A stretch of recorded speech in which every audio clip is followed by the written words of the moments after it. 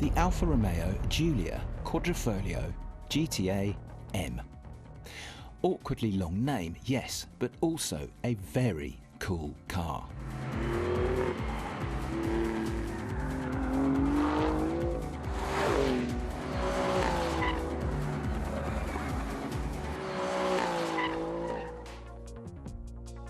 The GTAm might cost an eye-watering €180,000, yes, but it does weigh 40 kilograms less, and it generates 2 times as much downforce as the regular Quadrifoglio, thanks to its numerous new skirts and wings. Its Ferrari-developed twin-turbo V6 engine produces a touch more power thanks to new mapping, but its 8-speed ZF gearbox is fundamentally unchanged from the regular Quadrifoglios. But nestling behind its new 20-inch wheels, the GTAm does boast a carbon ceramic brake disc at each corner, and it comes on Cup 2 tyres. And on a track, says Alfa, these elements combine to make it much quicker against the stopwatch.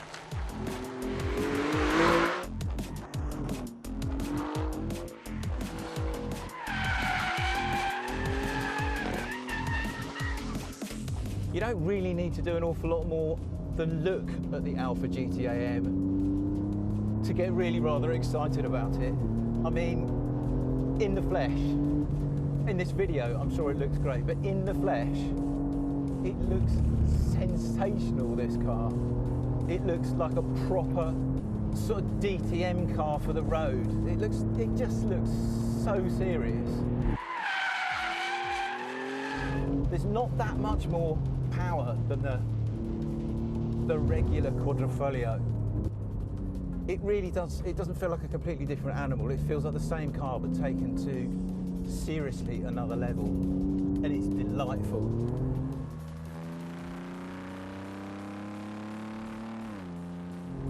It's not that potent in a straight line. I'm sitting here thinking I could do with a bit more poke actually, and I suspect the lap time might reflect that. But in the corners and under brakes, it's pretty special, this thing.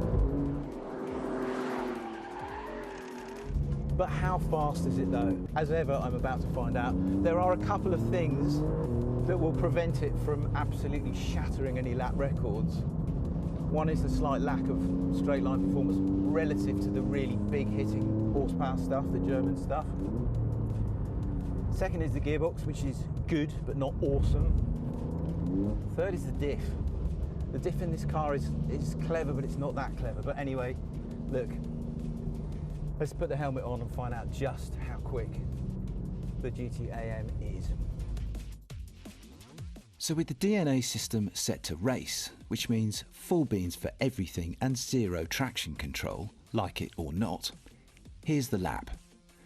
Note, the fastest saloon we've timed so far at Anglesey is the 600 horsepower four-wheel drive Jaguar Project 8, which did a 1 minute 15.2 on the same Cup 2 tyres, but carrying at least another 200 kilos.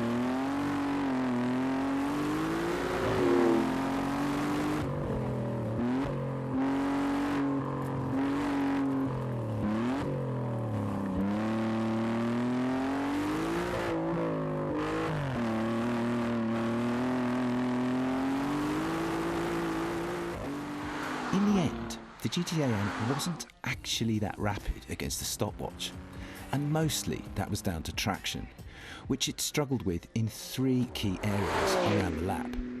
This despite it otherwise being a very lovely thing to drive. With better traction, it would have gone a fair bit quicker, especially on a faster, more open circuit, where its new aero bits would be more effective. But look, even as it is, we just love the GTAm. In most respects, it's as beautiful to drive as it is to look at.